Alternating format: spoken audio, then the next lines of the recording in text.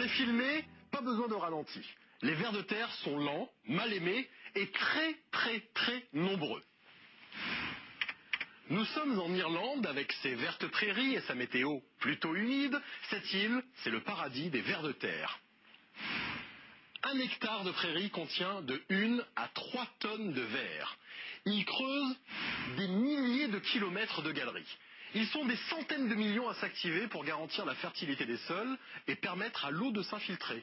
Ils font ce travail à la place des hommes et nous font gagner beaucoup d'argent. En Irlande, cela représente 700 millions d'euros d'économies annuelles. Tout de suite, un reportage étonnant. En Angleterre, les scientifiques qui traquent les vers, pour les comprendre, en large et en long, déploient des trésors d'imagination pour les trouver, les faire sortir de terre et percer leurs secrets.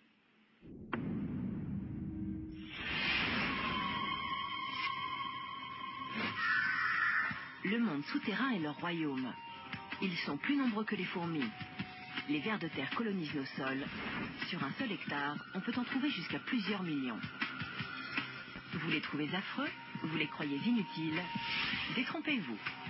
Sans eux, les sols s'appauvriraient jusqu'à devenir complètement stériles et les plantes seraient privées des éléments essentiels à leur croissance. Les vers de terre sont tout simplement indispensables à notre survie. Certains chercheurs en ont donc fait leur principal sujet d'étude. Ni profanateur de tombes, ni croque-mort, Kevin Butt et Chris Lowe, spécialistes de la biologie des sols, fréquentent les cimetières anglais pour creuser au cœur du monde méconnu des vers de terre. Pour eux, la traque de ces petits animaux visqueux se transforme en véritable chasse au trésor.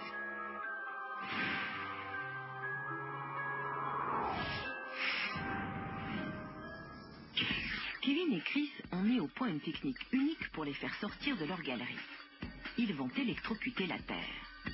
Une méthode bien différente des ruses habituellement utilisées par les oiseaux. On pense que si les oiseaux sautillent sur le sol, c'est pour imiter le bruit de la pluie et attirer le ver à la surface.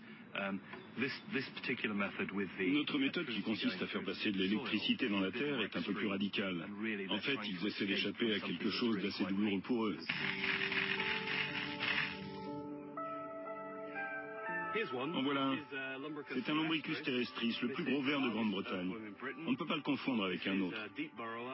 Il creuse des galeries qui peuvent atteindre 2 voire 3 mètres de profondeur. Je vais le mettre dans l'eau pour éviter de le stresser. Les chercheurs sont aux aguets. Et la chasse est plutôt bonne. Ils parviennent à récupérer plus d'une vingtaine de vers. Mais aujourd'hui, ce ne sont pas aux animaux que s'intéressent les deux Anglais. Ils vont à présent couler une résine teintée afin de prendre l'empreinte de la galerie de chaque ver qu'ils ont forcé à sortir. Quelques jours plus tard, accompagnés d'une pelleteuse, les chercheurs viennent récupérer les moulages. Grâce à eux, ils vont pouvoir reconstituer l'habitat des vers de terre qui vivent dans le cimetière. Ce qu'ils découvrent alors est extraordinaire. Les galeries peuvent mesurer jusqu'à 3 mètres de long et chacune n'est habitée que par un seul ver.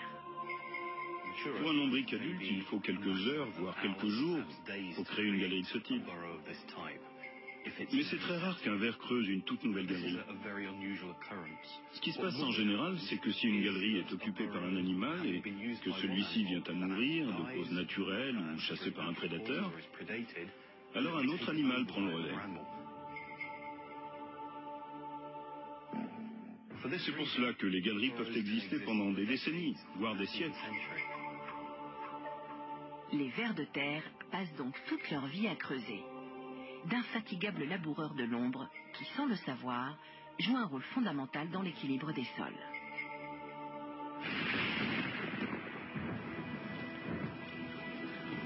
C'est grâce à leur galerie que les eaux de pluie vont pouvoir s'infiltrer en profondeur dans la terre et diffuser jusqu'aux racines des plantes les éléments nutritifs essentiels à leur croissance.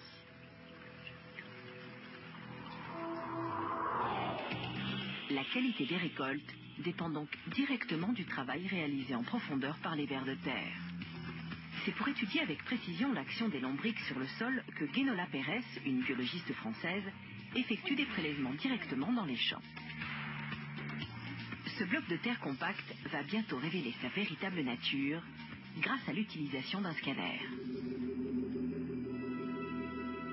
Et là, on est en train de découvrir le bloc de sol que nous avons prélevé tout à l'heure. En fait, on est en train d'observer sa porosité. Tout ce qui apparaît en noir correspond à la porosité créée par les vers de terre.